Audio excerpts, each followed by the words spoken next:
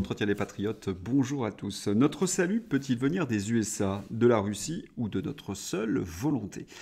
Avant de répondre à cette question et traiter de très nombreux sujets d'actualité, je voulais remercier comme il se doit tous ceux qui permettent à cette chaîne d'exister en la finançant à l'aide des merci rémunérateurs. Et aujourd'hui sont à l'honneur Agnachine, Michel Nalamen, Breno, VTT Pollux, Laurent Ziran, Sohan et Andy Nino.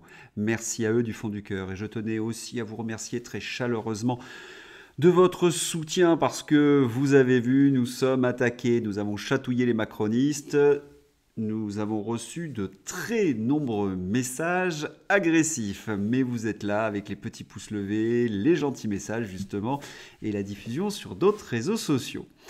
Alors, notre salut viendra-t-il des USA? C'est en tous les cas ce qu'affirme Didier Raoult. C'est nous les gentils. La révélation de la vérité viendra des USA au sujet des politiques covidistes. Dans la guerre de l'information sur le Covid, les USA ont de l'avance car il existe une vraie alternative. La justice vient de trancher en condamnant la FDA, l'équivalent de notre Agence nationale de sécurité du médicament, qui a outrepassé son rôle de recommandation concernant les traitements du Covid pour l'ivermectine, en lui précisant que la prescription médicale est le rôle du médecin traitant et pas celui des agences gouvernementales. On espère que cette jurisprudence s'appliquera en France et que chacun rentrera dans son rôle. L'Agence nationale de sécurité du médicament donne son opinion et les médecins traitent pour le mieux en leur âme et conscience. Dans cette tempête, je suis content que le professeur Salomon, ancien directeur général de la santé, soit d'accord avec nous. C'est de la responsabilité du médecin de prescrire le traitement qu'il pense être le plus approprié. La deuxième bonne nouvelle des USA est que l'un des 4 candidats significatifs aux élections présidentielles, et de loin le plus populaire, Kennedy, le neveu du président assassiné et le fils du candidat assassiné, a écrit le best-seller de l'année, plus d'1 million de ventes, qui s'appelle dans sa traduction française Anthony Fauci, Bill Gates, Big Pharma, qui décrit le drame de la gestion du Covid tel que je l'ai observé. Je ne suis pas d'accord avec tout ce qu'il dit, mais pour le Covid, c'est lucide. On se sent moins seul. En effet, on a l'impression qu'un vent de liberté souffle et il est très très fort car il emporte tout. Si on doit tracer un parallèle entre ce qui s'est passé pendant la période du Covid et les précédents scandales au niveau du Big Pharma, il nous vient à l'esprit un scandale qui a été jugé, celui de Perdu Pharma. Vous avez même une série Netflix qui a été tournée, et je vous la conseille, même si les choses ont été édulcorées. C'est aussi ça, les États-Unis, la capacité à tourner un film sur une crise majeure. Une nouvelle série sur la crise des opioïdes cartonne outre-Atlantique. Painkiller revient sur ce scandale orchestré par la famille américaine milliardaire Sackler, propriétaire du groupe pharmaceutique Perdu Pharma et accusé d'avoir rendu accro des milliers d'Américains. Il faut savoir que le nombre de victimes monte jusqu'à 1,5 million. Oui, la crise des opioïdes aux États-Unis continue de tuer. Le décompte morbide s'élève aujourd'hui à 1,5 million de morts en 20 ans. Une crise choc qui inspire le petit écran. Une nouvelle série produite par Netflix, Painkiller, vient de débarquer sur la plateforme de streaming. Le programme débute par un témoignage émouvant. Face caméra, une femme tient entre ses mains le portrait de son fils, mort seul dans un parking, complètement addict à l'oxycontin, donc prescrit par son médecin. Très bonne série, même s'il y a des choses qui ont été édulcorées, comme je vous l'ai dit, notamment le rôle d'un cabinet conseil que vous connaissez bien, McKinsey. Le prestigieux cabinet de conseil McKinsey a accepté de verser 573 millions de dollars pour solder des poursuites judiciaires lancées par des États américains qui l'accusaient d'avoir contribué à la crise des opiacés via ses conseils au groupe pharmaceutique dont Perdu Pharma, le fabricant de l'oxycontin. Mais quel a été le rôle de McKinsey dans cette crise opiacée? Lorsque Perdu Pharma a vu les ventes de son produit phare, l'oxycontin, s'effondrer, il a demandé au cabinet de conseil McKinsey de l'aider à redresser les ventes. C'est-à-dire qu'à l'époque, on savait que c'était un produit mortel, eh bien, l'industrie pharmaceutique a demandé à McKinsey, il faut absolument que je continue à vendre ce produit mortel. McKinsey a fourni une stratégie. Je vous le donne en mille. Qu'est-ce qu'ils ont bien pu trouver, McKinsey? Eh bien, de s'appuyer sur des médecins corrompus référents qui vont conseiller ce médicament aux patients. Ils vont aussi travailler avec la grande distribution pour que ce produit soit en tête de gondole. Et enfin, c'est peut-être la mesure la plus monstrueuse, d'augmenter les doses de l'oxycontine. Pourquoi augmenter les doses? Si le patient en consomme plus, il va en acheter plus. Consommer davantage un produit mortel, c'est-à-dire que vous allez relancer non seulement les ventes, mais aussi la mortalité. C'est pour cette raison que McKinsey a été condamné. On ne peut pas faire pire comme cabinet conseil. Qui a choisi McKinsey pour faire en sorte de tordre le bras des Français pour les pousser au pchout-pchout? C'est un certain président de la République française. Je vous laisse deviner qui.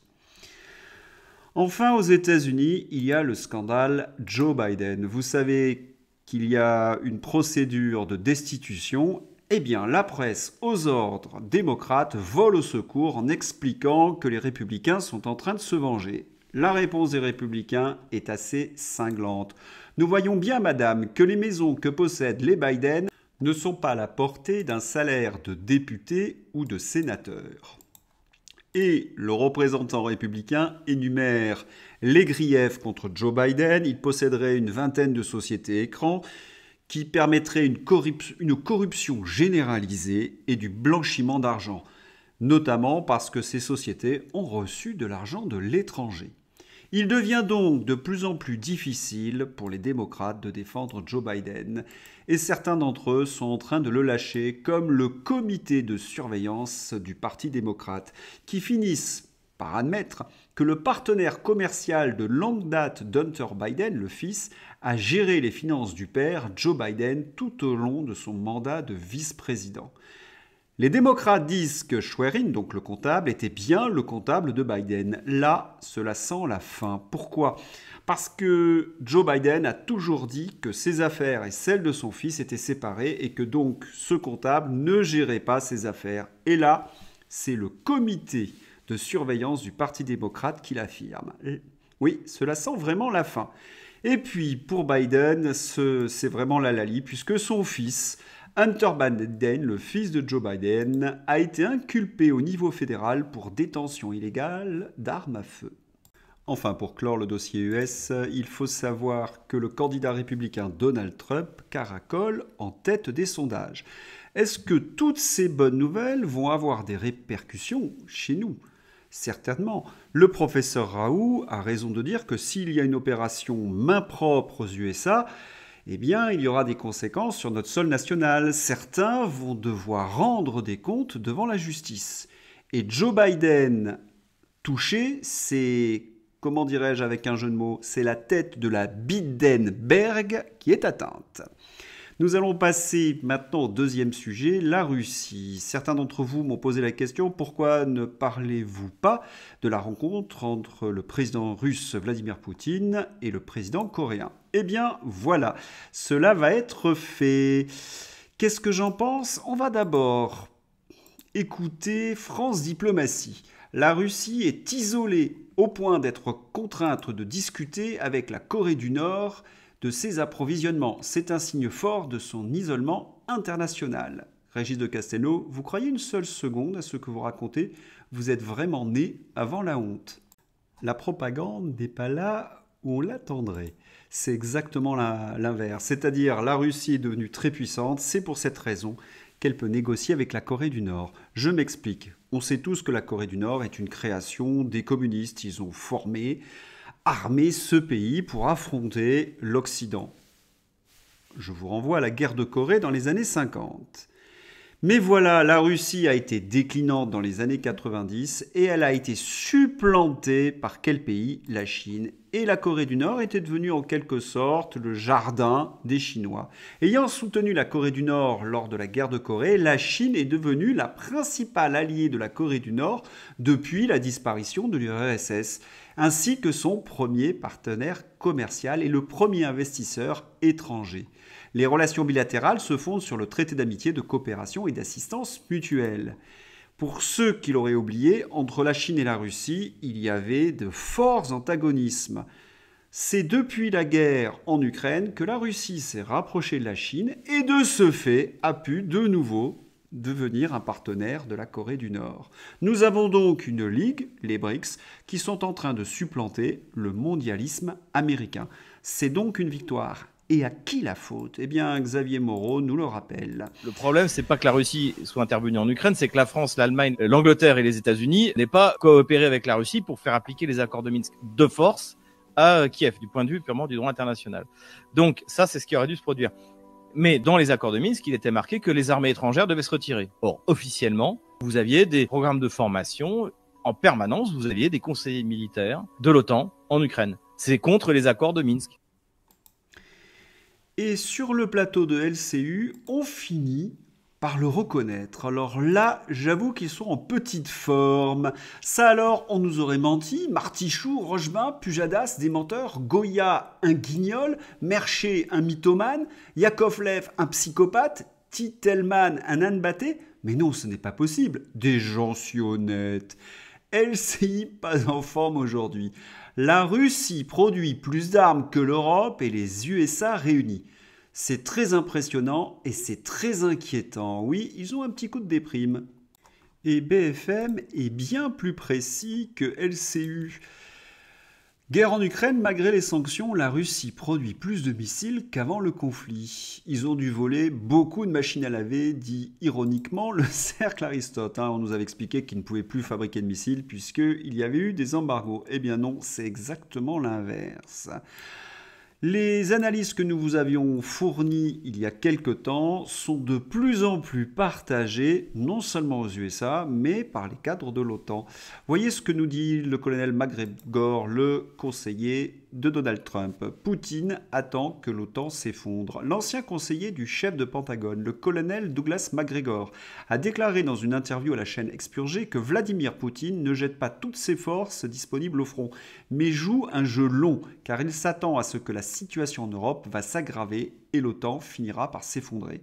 Je pense qu'il croit sincèrement que la situation en Europe va devenir si mauvaise que l'OTAN va tout simplement s'effondrer. Les gens diront « nous avons suivi la voie de Washington et il nous a conduits en enfer ». Par conséquent, je pense que Poutine a décidé d'attendre que les Européens, en particulier les Allemands et les Français, se réveillent.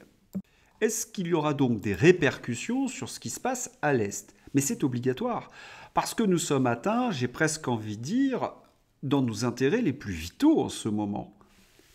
Vous avez l'euro qui est menacé. Vous avez même la direction européenne qui est menacée.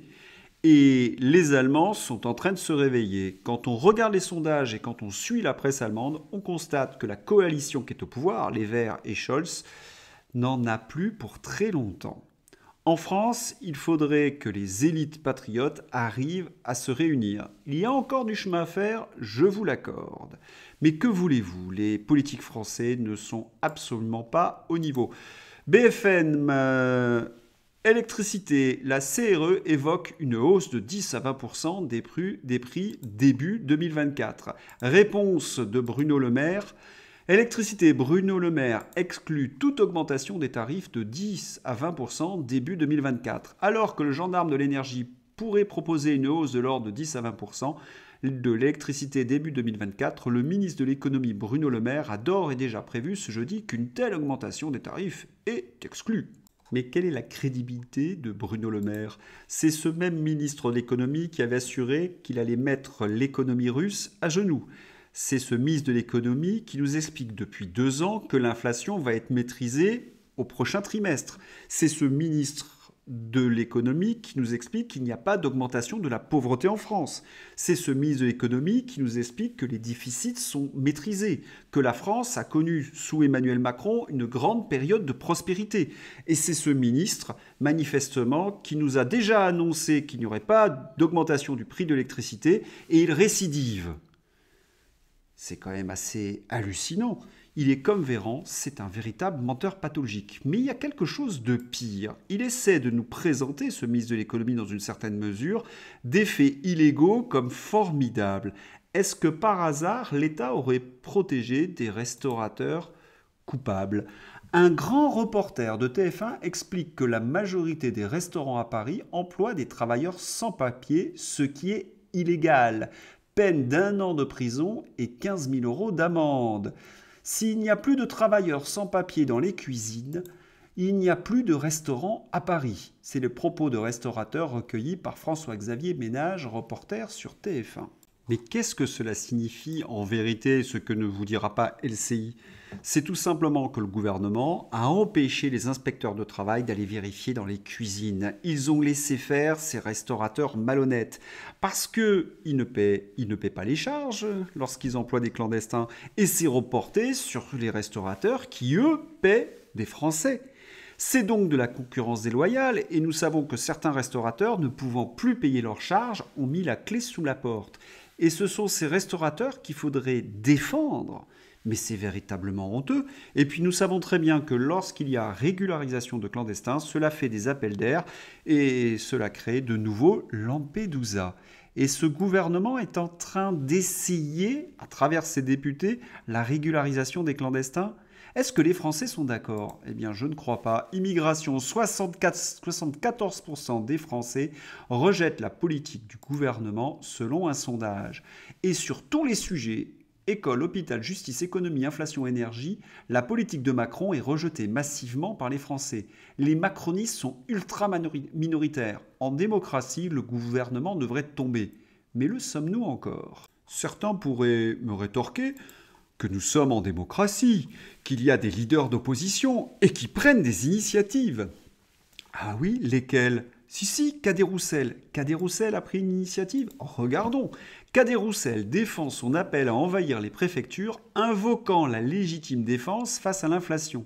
Le secrétaire national du Parti communiste français, Fabien Roussel, a défendu son appel à envahir les stations-service, les grandes surfaces, les préfectures pour protester contre l'inflation. Quel est le rapport d'un préfet avec l'inflation? Mais Cadet Roussel, qu'est-ce qui lui arrive? Il me fait penser au groupe Jalon des années 90. C'était un groupe de petits plaisantins qui avaient à leur tête Basile de Kock. Et ils avaient organisé une manifestation l'hiver contre le froid au métro Glacière. Là, on est à peu près dans le même style. Manifestement, Cadet Roussel essaie de détourner le regard sur les véritables responsables de l'inflation, Emmanuel Macron et l'Union européenne. Oui, Cadet Roussel, vous le savez, est Macron compatible. Quant à l'Union européenne, eh bien, nous avons appris de la BCE, elle augmente son taux de référence à un niveau record. Le suspense était entier sur cette décision de la Banque centrale européenne et les crédits immobiliers vont vers des taux à 5% d'ici la fin de l'année. Nous avons bien compris que si nous suivons encore cette classe politique qui collabore avec les autorités bruxelloises, la France n'a plus aucune chance de salut. Notre espoir, c'est nous, tout simplement, c'est-à-dire tous les Français qui se réunissent, qui sont capables de retrouver le goût de la fraternité, par exemple dans le genre d'initiative de David, la destitution, et puis militer le plus possible pour que la France retrouve son rang, sa souveraineté, dans ce monde qui change, comme nous le montre l'exemple russe ou américain.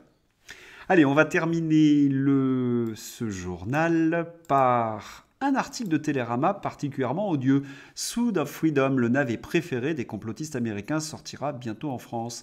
Notre amie Annie a réagi, comme Alexis. Un film sur le trafic d'enfants, c'est complotiste selon Télérama. Étrange réaction qui me fait poser des questions sur votre équipe de journaleux gauchos bobos. Quant à la censure en France, vous devriez tous être vent debout pour lutter contre elle. Honte à vous. Oui, Télérama, eux aussi sont nés avant la honte. Enfin, on va terminer sur une information insolite qui va certainement vous faire réagir. Trouvez-vous normal qu'Emmanuel Macron assiste à la messe du pape le 23 septembre à Marseille? Et les Français, en tout cas ceux qui sont consultés dans le Figaro, répondent oui à 82%. Il est très intéressant de voir que nous avons parlé de la relation entre un certain chiffre et Emmanuel Macron et que là, il se précipite à la messe. Est-ce qu'il y aurait un rapport? Je vous pose la question. Maintenant, c'est l'heure de nous quitter. Si vous avez aimé ce journal, n'hésitez pas à le soutenir. Je vous souhaite un excellent week-end. À bientôt. Au revoir.